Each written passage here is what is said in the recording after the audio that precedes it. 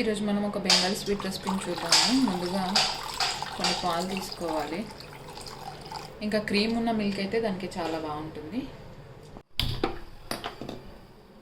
మరోవైపు మనం షుగర్ సిరప్ని కూడా తయారు చేసుకుందాం. అందులో ఒక కప్పు చక్కెర వేసాను. దానికి తగినట్టుగా మనం నీళ్ళు వేసుకోవాలి.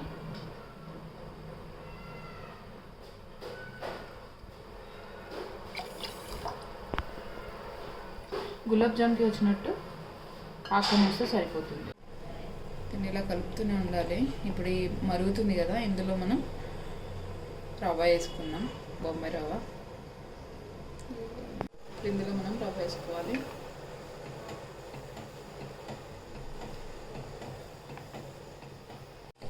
ఆయిల్ యూజ్ చేయాలి.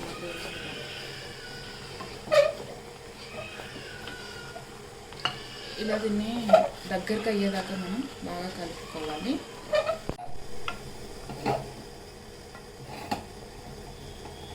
దీన్ని ఇలా బాగా కలుపుకోవాలి.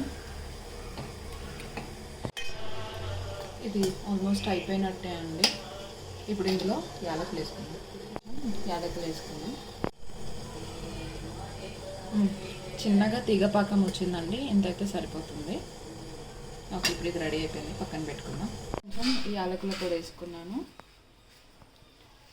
ఇంకా దీంతో పాటు నెయ్యి కూడా వేసుకోవాలి. ఈ వాసన మాత్రం ఎంత గుమ్మాయించుతుందో అండి. దీన్ని కూడా బాగా కలుపుకోవాలండి.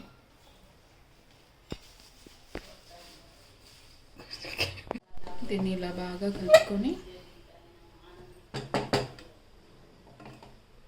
కొంచెం సేపు మూత పెట్టుకొని పక్కన పెట్టుకోవాలి. ఇది కొంచెం గోరువెచ్చగా ఉన్నప్పుడు దీన్ని బాగా మగ్గన చేసుకోవాలి.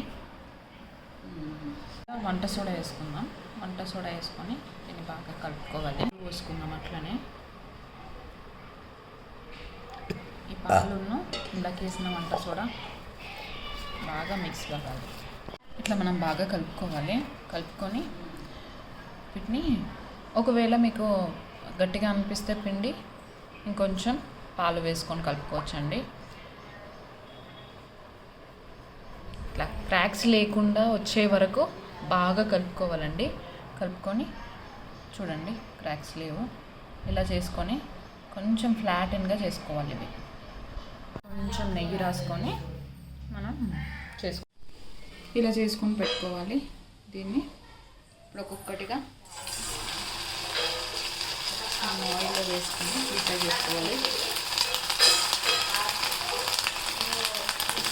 వెంటనే వాటిని మనం కప్పకూడదు. కొంచెం ఇలా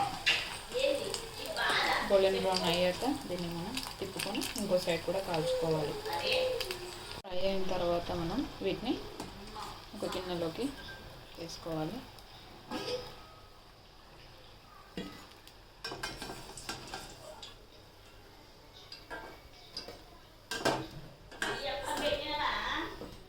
ఇప్పుడు వీటిని తీసుకొని మనం గోరువెచ్చని షుగర్ సిరప్లో వేసుకుందాం.